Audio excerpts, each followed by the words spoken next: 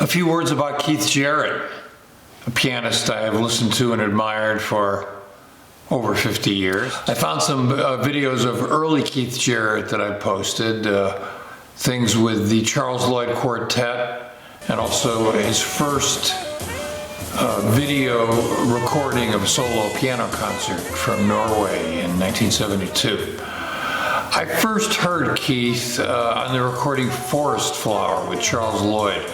This came out, I believe, in early '67. I was a senior in high school. I remember very clearly hearing that for the first time, and who is this guy? I mean, he just blew my mind with that solo on Forest Flower Sunrise. It's a solo that I still listen to and still shake my head in amazement.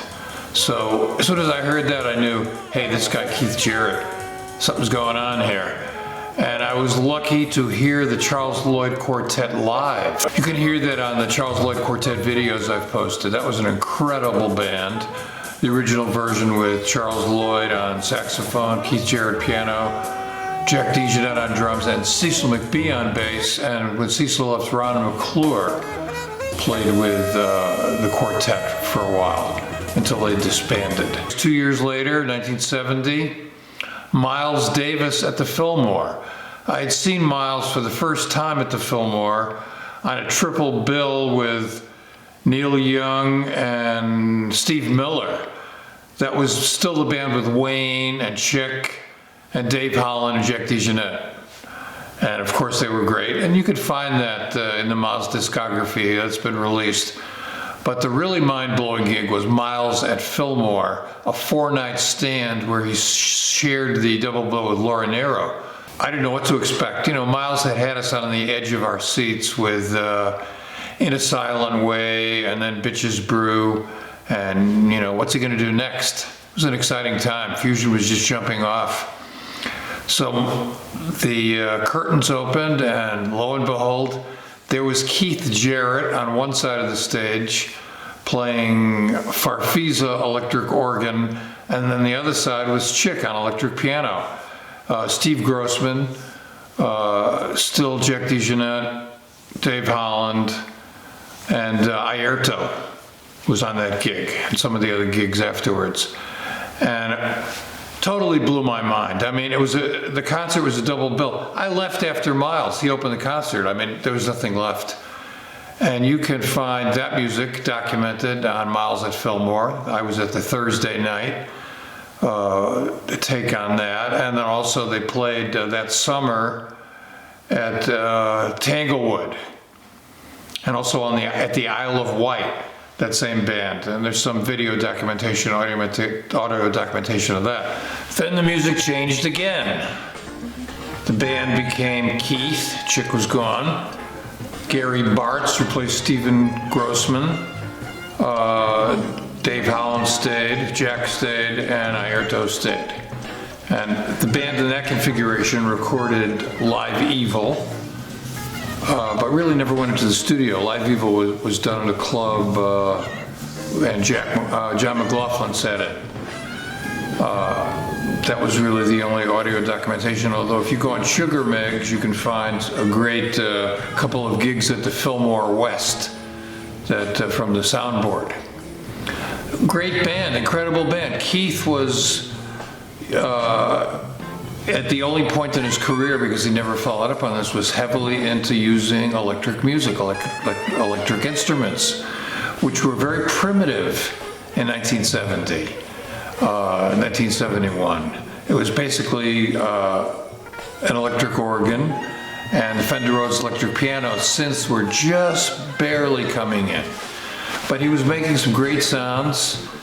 He was making Miles smile, that's for sure, and fantastic band. I mean, it just, I think history has recorded that. I'm not the only one who feels that way.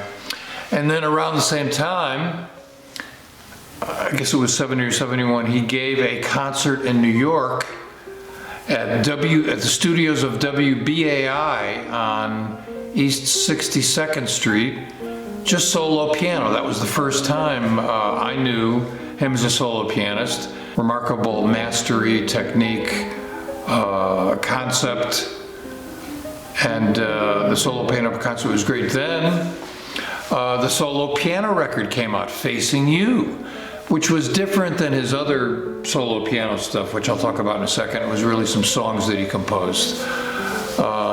And then in Europe, first in Berlin, and then in Norway, which you can see on the video, his new type of solo piano concerts where he just improvised for an hour or whatever.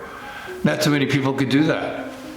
And that kind of established him. That was a niche for him. He was more than just a great pianist. He was someone who could do solo piano concerts. And then his career really took off. He was really respected heavily. People listening to him. He signed with ECM Records, released a lot of music. After he left Miles, he formed a quartet.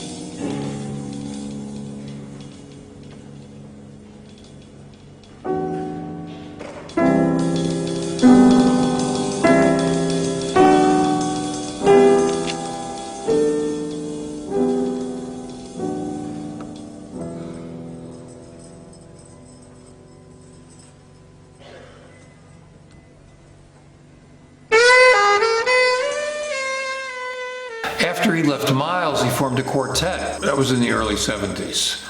I saw them at Slugs, I guess in 73, something like that. And I brought a friend with me who had never heard jazz. I don't want to listen to jazz. And we sat at a table not far from the stage. A guy who never heard jazz was totally blown away by the Keith Jarrett Quartet, as was I. That music was very exciting. And it was great to hear Dewey Redman, who just fit in so well, and also Keith played some soprano sax, and then got into a standards trio with Jack DeJohnette and Gary Peacock. They played together about 20 years. Just standards, which were very different than his solo piano concerts. As Keith Jarrett kept changing. He was recognized then as an NEA master a few years ago, and some reports have surfaced. He hasn't played in a while. He has some health issues.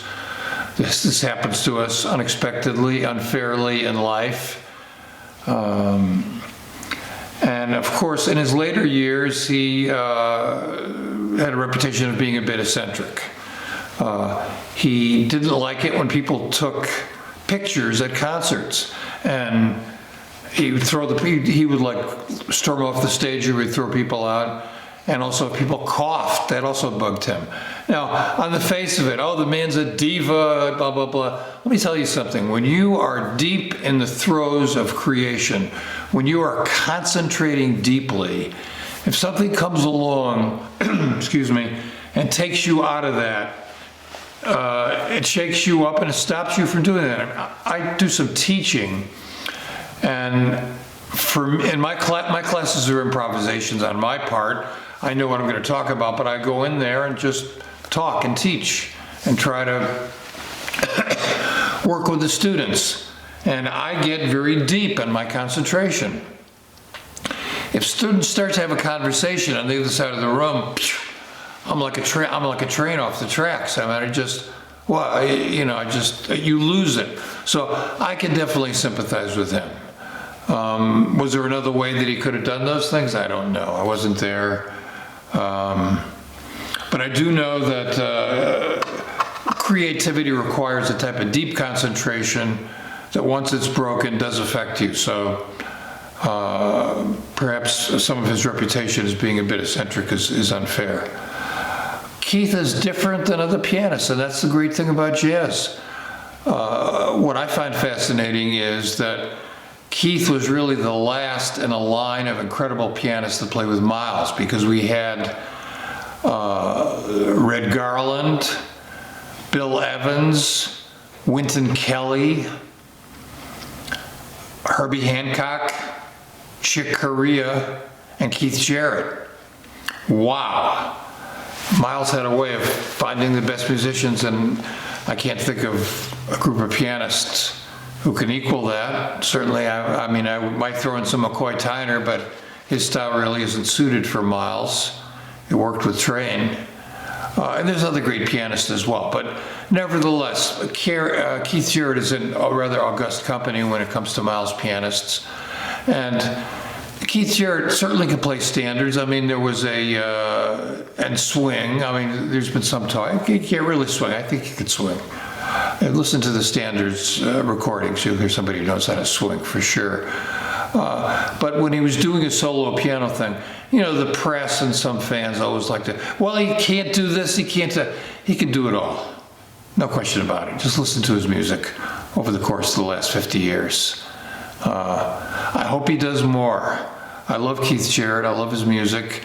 I once interviewed him for a tribute to Miles. This is back in the 90s. He was a little standoffish on the phone, but okay. But he wanted to make a contribution to this tribute, and he was very serious about what he said. And I think he's really serious about his music. I think Keith Jarrett really feels everything that he plays. I think it goes through his body. Watch him in the solo piano concert from Norway, and you'll see that. His body, his mind, his music is an extension of that.